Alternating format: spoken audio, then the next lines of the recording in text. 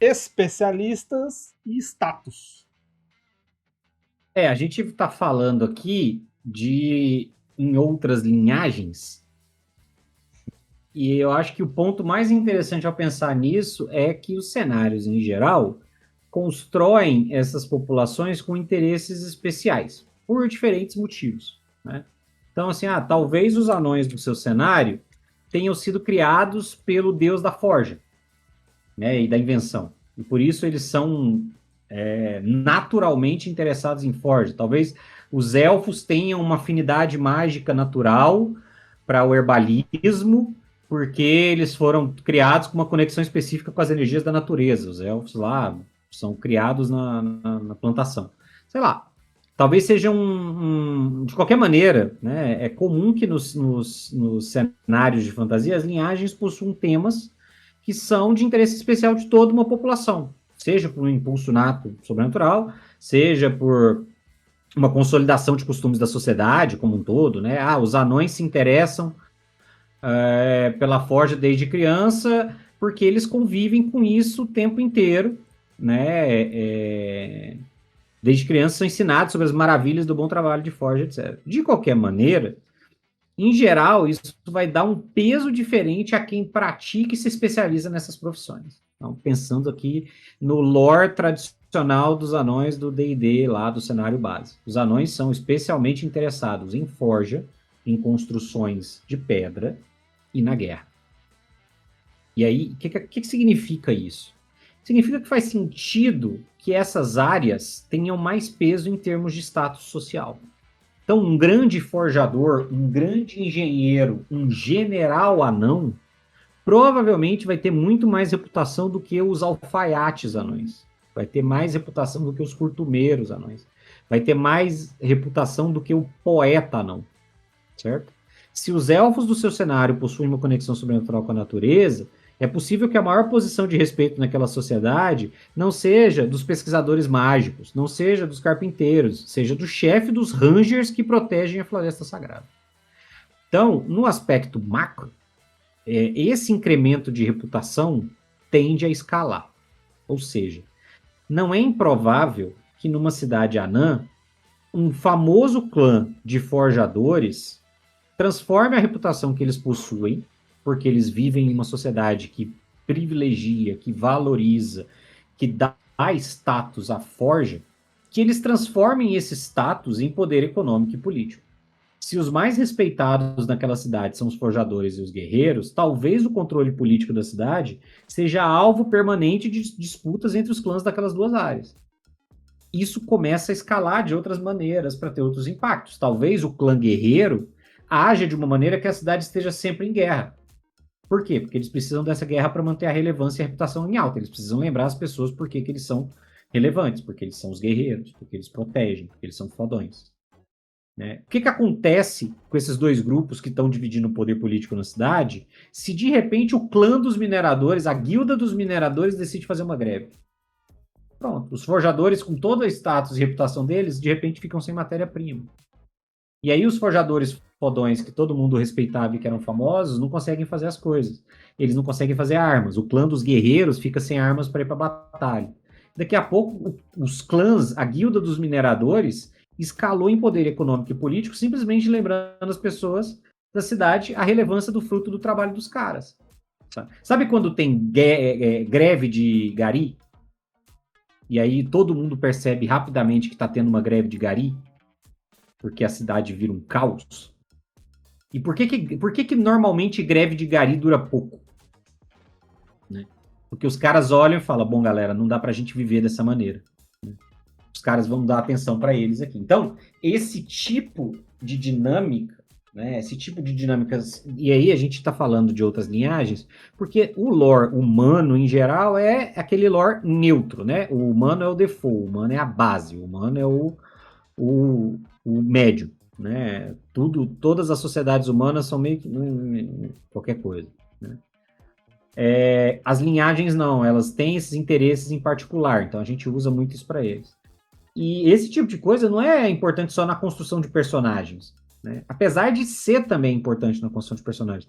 Então, se no seu cenário os anões mais importantes, mais relevantes, com maior status, são os forjadores, os mineradores e os guerreiros, a escolha do seu personagem anão naquela cidade pela magia, pelo herbalismo, ao invés da guerra, talvez vai trazer desgraça ao clã de guerreiros no qual ele nasceu.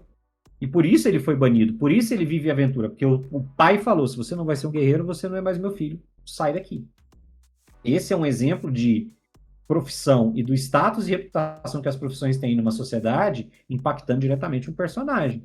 Né? E você também pode usar essa apresentação do mundo. Se os halflings daquela cidade, né, se aquela cidade governada por halflings, criada por halflings, se orgulham das suas cervejas, talvez comprar uma briga com o dono da taverna, que também é um dos principais cervejeiros, pode ser um problema maior do que o normal. Porque esse cara talvez tenha influência suficiente, relevância, seja conhecido, tenha contatos para mexer pauzinhos no conselho, e daqui a pouco os seus personagens estão lidando com a guarda. E vocês não cometeram crime nenhum, mas aquele cara, por causa da profissão dele, tem um status e uma reputação tão grande que ele consegue influenciar a cidade a se virar contra vocês. Então, esse é um ponto legal de você pensar quando você está elaborando um cenário, quando você está narrando um cenário, é que tipo de profissão é valorizada nos lugares e por quê? Porque isso gera todo um impacto na construção de mundo e também nos personagens, sejam os NPCs, sejam os personagens do jogador. Legal. Isso acaba construindo a sociedade que você tá tratando. E no Eras, a parte dos anões, foi quase essa descrição que ele fez. Porque quando você monta no Eras, pra quem não sabe, o MHG já é o especialista aí. Mas você não evolui classe, né? Só. Você pode evoluir a linhagem, a raça. Você pode ganhar níveis. Então, eu quero montar um personagem anão, ele pode ser anão até, sabe, sei lá quantos níveis você quiser colocar nele. E quando você evolui os anões, o que ele ganha, em vez de poderes, talentos e habilidades assim aleatórios só, ele ganha coisas relacionadas à sociedade deles. E uma das coisas que ele escolhe quando ele vai chegando ali no terceiro nível, quarto nível, é o seu clã. Ele escolhe um clã. O clã não é a família dele, o clã é uma espécie de guilda. Só que ao invés de ter só um líder profissional igual os humanos fazem, eu sou trabalhador, estou me colocando à disposição de uma organização que vai me ajudar a trabalhar. Os anões eles tratam isso como aliança. Então o cara entra num dos clãs, ele meio que está fazendo uma aliança àquele grupo.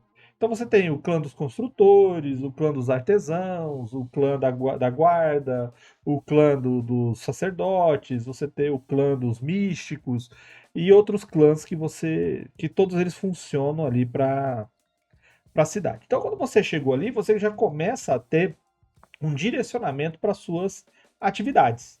Logicamente, se você é um clã dos místicos, quer dizer que você está indo para o lado arcano. Se você é dos sacerdotes, você está indo para o lado da religião. Se você é dos guardiões, né, você está indo para o lado militar. Se você é dos artesãos, se você é dos mineradores, se é dos forjadores, você está indo para um determinado tipo de atuação. E quando você começa a evoluir o nível, nestes clãs, você começa a ganhar títulos dentro dele. Então você vira o aprendiz, o iniciado, depois o aprendiz, depois tem eu esqueci o nome do outro, aí você se torna o mestre, aí você pode ter um aprendiz, aí você vai evoluindo até você ser uma referência naquilo lá. E isso daí não é só coisas que você ganha para o seu personagem, para jogar dados, tá? São coisas que refletem diretamente de como você vai ser tratado na sociedade dos anões. Porque o cara, ele é o mestre construtor fulano da cidade tal. Você tem influência no clã. Você tem status nessa guilda. E isso é muito legal porque você coloca essa questão do status social e profissional como relevância para quem está ali dentro. Porque você carrega junto com a sua guilda, com o seu clã, com o seu trabalho, a sua experiência, as suas capacidades e as suas potencialidades. O que você pode fazer e como você pode fazer. E, cara, é dica, vai muito forte. Ah, mas eu não tenho isso, eu jogo D&D, eu não tenho isso. Pô, mas cria, cara. Isso não vai interferir nas regras. Você está tratando de cenário, você está tratando de elementos que toda hora você vai precisar dar uma mexidinha aqui ou ali para levar a história para os caminhos que ela tá indo. Agora, você tá reclamando de criar um sistema de especialidade e de status para sua história, mas vai lá no outro canal pegar combo para fazer seu clérigo ficar com 40 de CA, casando ele com morto-vivo.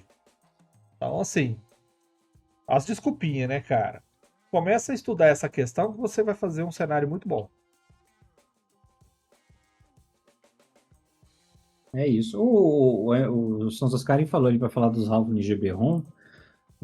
Esse é um bom exemplo. Os Halflings de Eberron, você tem os Halflings urbanos tradicionais, mas você tem as tribos dos Halflings de uma das planícies, eu não lembro o nome, eu acho que é Talenta, que são tribos bárbaras de Halflings, que são nômades e que andam montados em dinossauros. E aí tem toda uma dinâmica tribal sobre as máscaras que eles usam para caça, eles são caçadores-coletores e tal. E aí, cara, é outra dinâmica. Eu acho muito curioso porque não é uma coisa que normalmente são feitas para associar aos Halflings, né? Os Halflings tendem a ser mais, por causa da origem da espécie inspirada nos hobbits do Tolkien, eles tendem a ser mais urbanos, mais tranquilinhos, mais aquela coisa. E aí os Halflings de Eberron são virados no giraia. É massa. E você acabou de conhecer um pouco mais sobre a vida dos Halflings de Eberron. Isso. Podemos seguir? Eberron, Bora. Dark Sun? Não, Eberron não é Dark Sun, É não. Forgotten, não é? Eberron é Eberron. Isso aí é diferente. Dark Sun é outro cenário. É outro rolê. É outro rolê.